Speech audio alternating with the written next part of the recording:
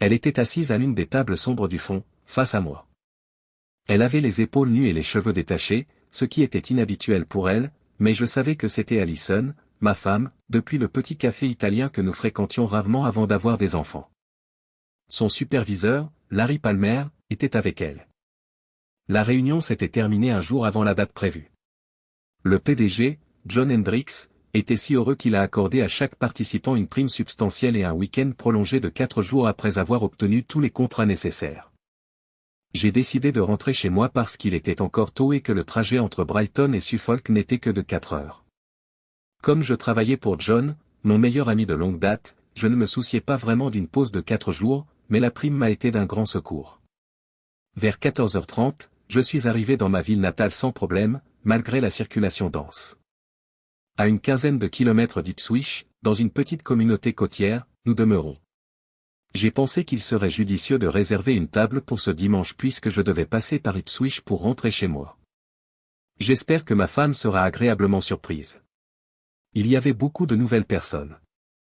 Comme Luigi était l'ancien propriétaire de l'établissement, je m'attendais presque à voir sa mine réjouie lorsqu'il m'a accueilli, mais je me suis rendu compte que les choses changent avec le temps. Après tout, cela faisait presque 25 ans que nous n'étions pas venus célébrer la première grossesse d'Allison avec ses parents. Par coïncidence, j'ai entendu des rires lorsque la jeune femme au comptoir d'enregistrement a vérifié les détails de ma réservation. J'ai rencontré ma femme parce qu'elle a un rire unique que je peux identifier de n'importe où. Je l'ai aperçue avec Larry, son patron. J'ai une histoire longue et compliquée avec Larry. Il m'a volé mon premier véritable amour, était un tyran dans les règles de l'art et était l'ennemi juré de mon école. Je devais accompagner Cathy Rieland au bal de fin d'année. Il a décidé qu'il la voulait après que nous soyons sortis ensemble pendant environ un mois. Son père était issu d'une vieille famille extrêmement riche et était un banquier réputé. Lorsque Cathy l'a accompagné à la fête, mon cœur s'est brisé. Cathy a accepté sa promesse de tout lui donner. En fait, ils étaient mariés, mais elle a divorcé il y a environ 10 ans à la suite de nombreux scandales d'infidélité. Il s'est assis en face d'Allison avec un large sourire. Leurs mains étaient posées sur la table, et je pouvais voir qu'elles se touchaient, même si ce n'était que légèrement au bout de leurs doigts. Elle me tournait le dos et il gloussait. Je ne comprenais pas les paroles de la jeune femme, mais c'est à moi qu'elle s'adressait, monsieur. Préférez-vous réserver une table entre 2 et 4 heures ou entre 3 et 5 heures de l'après-midi, monsieur? Qu'est-ce qui est le plus efficace pour vous? J'ai dit, désolé, oui, s'il vous plaît, allons-y pour 3 à 5, après avoir repris un peu de mon contrôle. Au printemps, j'avais acheté pour ma femme une robe d'été blanche avec des motifs floraux, et elle la portait. Elle était magnifique. Ses bras et son cou impeccable étaient mis en valeur par les fines bretelles sur ses épaules. Dans cette tenue, elle m'a toujours plu. Mais qu'est-ce qui les rapprochait? Qu'est-ce qui fait que leurs mains se touchent? Vous pensez qu'il suffit de vous approcher et de lui donner ce qu'il mérite, jusqu'à ce que vous soyez confronté à une situation similaire. Vous maudissez tout ce que vous voyez et vous la jetez dans la rue. Mais c'est l'inverse qui s'est produit. Je me suis installé sur une chaise près du bureau de la réceptionniste et j'ai pris place. J'avais l'impression d'avoir été ramené en 1993, lorsque Cathy était à nouveau présente. Je ne savais pas du tout comment réagir.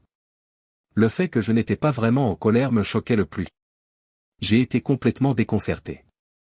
Je n'avais rien d'autre à faire que de rester assise en silence, comme si on m'avait arraché les entrailles. Une jeune femme m'a offert un verre d'eau et s'est enquise de mon bien-être.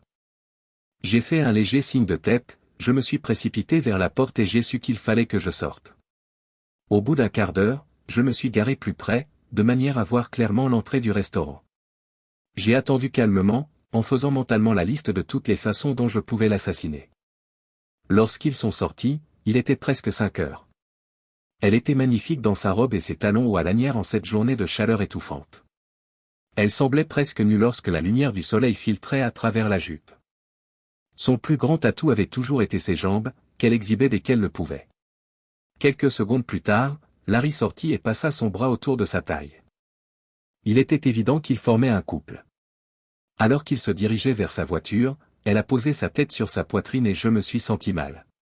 J'avais toujours pris les choses au sérieux et je n'avais jamais reculé devant un conflit ou une querelle. Mais cela m'a complètement bouleversé et je suis resté assise, cramponnée au volant. Après lui avoir ouvert la portière, il a passé sa main sous sa robe et l'a frotté le long de sa jambe pendant qu'elle montait à l'intérieur. Le même gloussement est réapparu. Ils sont partis, me laissant seul pour réfléchir, alors je me suis recroquevillé. Je n'ai pas commencé à conduire avant plus de 20 minutes. J'avais la tête qui palpitait d'angoisse et les larmes me montaient aux yeux. Après quelques kilomètres de route, j'ai su que je me rapprochais de ma maison, le chalet que nous avions construit nous-mêmes, un havre de paix où nous pourrions élever une famille. Notre rue était tranquille et ne comptait que 10 maisons. Elle ressemblait presque à une communauté de retraités avec ses 7 bungalows et ses vastes pelouses bien entretenues où tout le monde se connaissait. Non loin de ma maison, mais suffisamment loin pour paraître innocente, se trouvait la Jaguar de Larry Palmer, garée sur la route.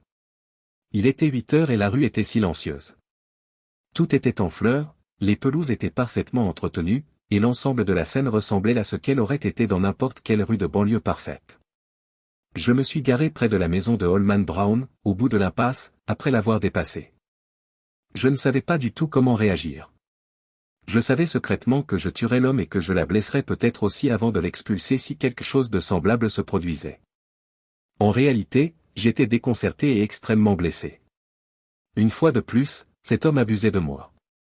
J'imaginais le pire des scénarios, il faisait l'amour avec elle dans mon lit.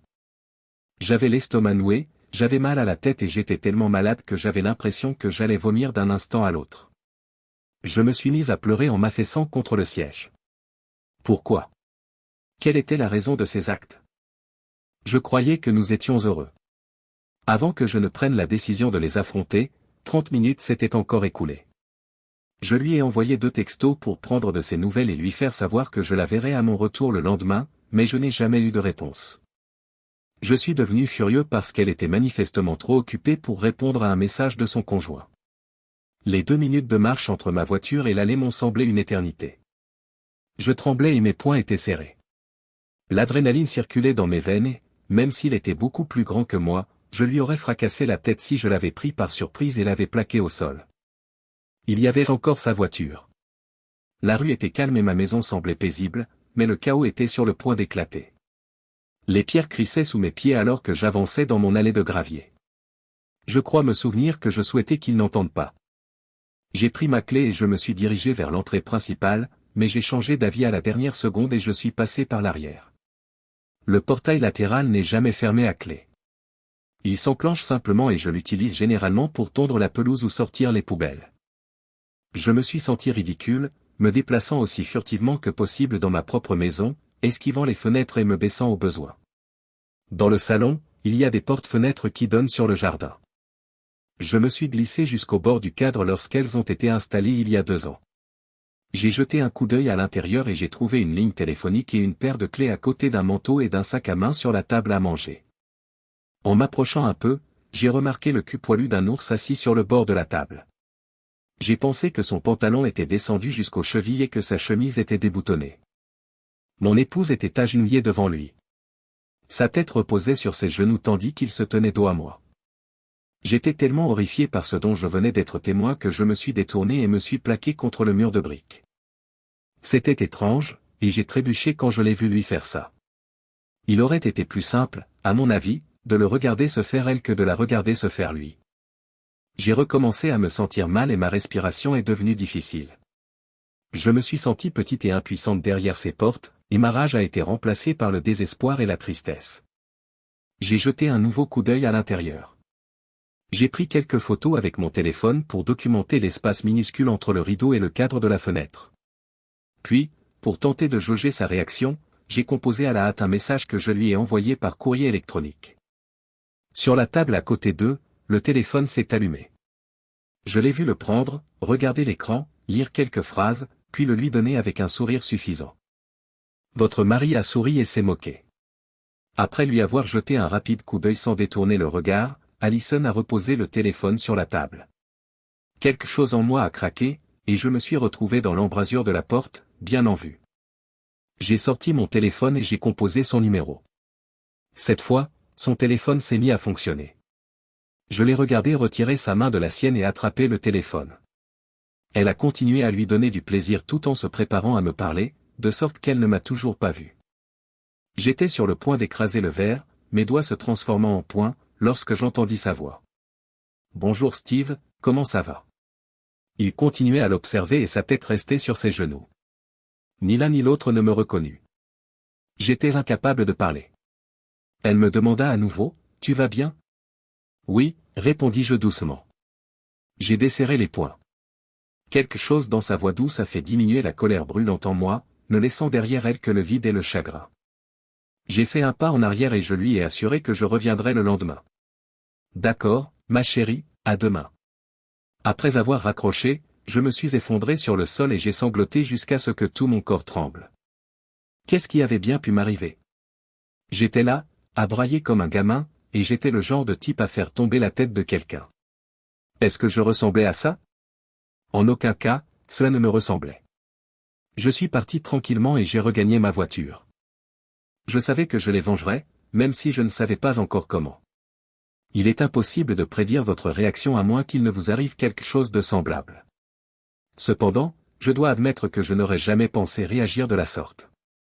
De l'autre côté de la ville, j'ai réservé une chambre pour la nuit dans un motel bon marché. J'ai essayé de me disputer avec tous ceux que j'ai vus après m'être enivré au bar. Même si je me suis retrouvé avec des égratignures et des bleus, je me suis senti mieux après. Je lui ai envoyé les photos à 2 heures du matin, tellement j'étais ivre. Mon téléphone s'est mis à fonctionner 1 minute plus tard. S'il était encore là, je me consolais en me disant que j'avais détruit leur soirée. Elle a fait un effort même si je ne répondais pas. Un message après l'autre est apparu.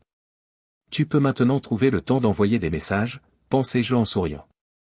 J'ai ouvert les photos et les ai envoyées aux enfants dans un élan de folie. Dès que j'ai appuyé sur « Envoyer », je me suis senti mal et j'ai essayé frénétiquement de revenir en arrière. Je ne savais pas comment m'y prendre tant j'étais épuisé. Qu'ils aillent tous au diable, pensai-je en me laissant tomber contre les oreillers et en éteignant mon téléphone. Ma bouche avait un goût de litière que les chats du quartier avaient utilisé pendant la nuit, et je me suis réveillé le lendemain matin avec un mal de tête lancinant. J'avais vraiment besoin d'analgésique. Je ramassai mes vêtements et me dirigeai vers le garage attenant au motel, en évitant les camions qui faisaient le plein à proximité. Après avoir bu 2 tasses de café et pris du paracétamol, j'ai consulté mon téléphone. Il n'arrête pas de sonner, sonner, sonner. La prise de conscience de ce que j'avais fait m'a frappé comme une tonne de briques lorsqu'une avalanche d'appels et de messages manqués est apparue. Kellen David était responsable de la majorité des communications. J'ai ouvert le premier avec un cœur triste et un sentiment croissant d'effroi. Il provenait de Kelly, ma fille. Qu'est-ce qui se passe, papa? Je me suis enfoncé la tête dans les mains. Qu'est-ce que j'avais fait? Qu'est-ce qui avait bien pu me prendre? Je leur ai envoyé des images de leur mère louant son patron, mais pourquoi? Comment cela a-t-il pu être une bonne idée dans la réalité? J'avais presque autant d'appels manqués et plus de 20 SMS. Mon téléphone a sonné juste avant que je ne prenne ma douche. La maudite femme adultère, c'était elle. J'ai perdu mon sang-froid et j'ai craqué. Steve? Ne t'approche pas de moi. J'ai crié, j'ai éteint mon téléphone et je suis allé prendre une douche. Lorsque je suis revenu 10 minutes plus tard, j'ai découvert 5 messages supplémentaires et 2 appels manqués. La curiosité a pris le dessus et j'ai failli les effacer sans les lire. Elle s'est excusée abondamment et a expliqué qu'il s'agissait d'une erreur, entre autres, dans le premier message. Le suivant demandait où j'étais, et le dernier me suppliait de l'appeler, s'il vous plaît. Aucun message ne demandait « Comment vas-tu? Tu vas bien? » ou « Rentre à la maison, s'il te plaît. » J'ai pris une semaine de congé, me reposant et buvant pendant la journée. J'ai éteint mon téléphone pendant 3 jours parce que je ne voulais parler à personne, même si cela me tuait. Quand je l'ai rallumé à la fin de la semaine, il débordait de messages. Quelques-uns venaient de mes parents et des enfants, mais la plupart venaient de la femme adultère. Je me suis senti mal pour mes parents. Cela pouvait ruiner ma mère, qui aimait Allison et la considérait comme une amie proche. J'ai repris contact avec les enfants et j'ai fixé un rendez-vous dans une jardinerie voisine pour le week-end. Je me suis dit qu'une rencontre dans un lieu public réduirait les risques de scène. J'espérais que cela aiderait tout le monde à se détendre, car Kelly était un feu follet qui pouvait faire beaucoup de bruit dans une pièce remplie de religieuses. Il était difficile de parler à ma mère. Lorsqu'elle a réalisé que c'était moi qui téléphonais, elle s'est mise à pleurer. Ils avaient été tellement accablés par l'anxiété. Je me suis excusé abondamment et j'ai dit que je n'avais pas réfléchi. Tout ce dont j'avais besoin, c'était de prendre le temps de comprendre ce qui s'était passé. Les enfants avaient informé leurs grands-parents que j'avais quitté la maison depuis quelques jours et que nous nous étions disputés. Ils n'avaient pas encore besoin d'entendre toute l'histoire, alors je m'en tins là. David est arrivé le premier et je lui ai fait signe de s'asseoir à la table où je me trouvais. Il a envoyé un message à Kelly après s'être assis. J'ai commandé plusieurs pâtisseries fourrées à la crème et 3 cafés au lait à la vanille. Kelly est entré, les yeux en feu, manifestement sur le point d'exploser de colère. David m'a chuchoté, « Maman s'inquiète pour toi, papa. » Puis il a traversé la table et pris ma main dans la sienne, ce qui était un geste tout à fait inhabituel pour lui. Cela m'a brisé, bon sang, et j'ai commencé à pleurer. La rage de Kelly s'est rapidement apaisée et elle s'est approchée de moi, mettant son visage contre mon cou et m'entourant de ses bras. Elle s'est écriée, « Pourquoi nous as-tu envoyé ces photos obscènes, pour l'amour de Dieu ?» Je n'arrivais pas à parler. Mon souffle se bloquait chaque fois que j'ouvrais la bouche pour parler, et mes larmes devenaient encore plus intenses. Au bout de quelques minutes, elle a fini par demander à nouveau. « Pourquoi, père ?» J'étais furieux. Je m'excuse sincèrement. Papa et maman sont très inquiets. Ne vas-tu pas lui parler? En quoi puis-je le faire? Tu n'as pas vu ce qu'elle a fait? Dans notre propre maison, David a supplié, « S'il te plaît, papa, d'un ton plus doux que celui de sa sœur, reviens avec nous. Parle à maman, s'il te plaît. » Non. Je me fiche que la femme adultère soit brûlée. Oublie-la. Tous deux tressaillirent d'horreur et d'incrédulité. Je ne leur avais jamais parlé ainsi, et encore moins de leur mère. Je me suis immédiatement senti mal et je me suis excusé en voyant l'expression de leur visage. J'ai également profité de cette occasion pour exprimer mon regret sincère d'avoir envoyé les photos. Je ne pouvais pas justifier de leur avoir fait ça, quel que soit mon état d'ébriété. Après une semaine de supplications persistantes, j'ai finalement accepté de les rencontrer dans notre maison, qui me rappelle de nombreux souvenirs. J'ai accepté à condition que nos enfants soient présents. Elle a accepté à contre-séhur, même si cela ne lui plaisait pas. J'étais incrédule lorsque j'ai vu Allison. Elle était pâle et épuisée, alors qu'elle n'avait perdu que quelques kilos en quelques semaines. Ses yeux étaient sombres et enfoncés, comme si elle n'avait pas dormi depuis 2 semaines. Cela m'a donné un étrange sentiment de satisfaction, mais je me suis aussi senti mal d'une certaine manière. Elle ne ressemblait pas du tout à mon Allison, elle semblait très frêle. Elle s'est précipitée vers moi et m'a passé les bras autour du cou dès que je suis entré. Elle s'est effondrée sur le sol en sanglotant et je l'ai repoussée. Alors qu'il l'aidait à se relever et l'escortait dans le salon, David m'a jeté un regard furieux. Il m'a informé qu'elle prenait actuellement des médicaments et qu'elle ne mangeait ni ne dormait bien depuis ce qui s'était passé. Il a dit cela comme si j'étais responsable. Pendant que David aidait Allison à s'asseoir sur une chaise, Kelly était déjà assise à la table et lançait un regard féroce à sa mère. Kelly remplit 4 tasses de thé dans une théière. Comme si le thé pouvait tout arranger, je suis resté là à contempler et j'ai secoué la tête. Je savais que je devais m'asseoir à la table où Guy s'était assis et où elle l'avait rendu heureux. J'avais juste envie de faire demi-tour et de sortir de là. Comment allons-nous gérer cette situation, papa? Demande Kelly. Maman est catégorique, ce n'est arrivé qu'une fois et ça ne se reproduira pas. J'ai jeté un rapide coup d'œil à ma femme. J'étais assis à ce bout de la table avec les enfants, et Allison était assise à l'autre bout, silencieuse et seule, la tête dans les mains. Je suis vraiment désolé, les enfants. Je ne sais pas comment j'ai pu secouer la tête et râler. Les 2 enfants ont sursauté quand Allison a crié et s'est tapé la tête contre la table. David se précipite à nouveau à ses côtés. Kelly s'est contentée de regarder sa mère. J'étais choqué car j'avais supposé que David, et non Kelly, serait mon allié. J'ai accepté la main de Kelly avec gratitude lorsqu'elle me l'a tendue. Ce que maman a fait est dégoûtant, a-t-elle répondu en la tenant tendrement. Tout le monde en est conscient. Elle le sait aussi. Elle ne recule devant rien pour arranger les choses parce qu'elle est absorbée par l'instant présent. Je répondis à regret, je ne pense pas qu'elle puisse le faire, qu'elle. Allison a chuchoté du bout de la table, quelque chose. Je suppose qu'elle a compris que c'était fini quand je lui ai lancé un regard de mépris total. 2 semaines plus tard, j'ai entamé la procédure de divorce avec l'aide et les conseils de John.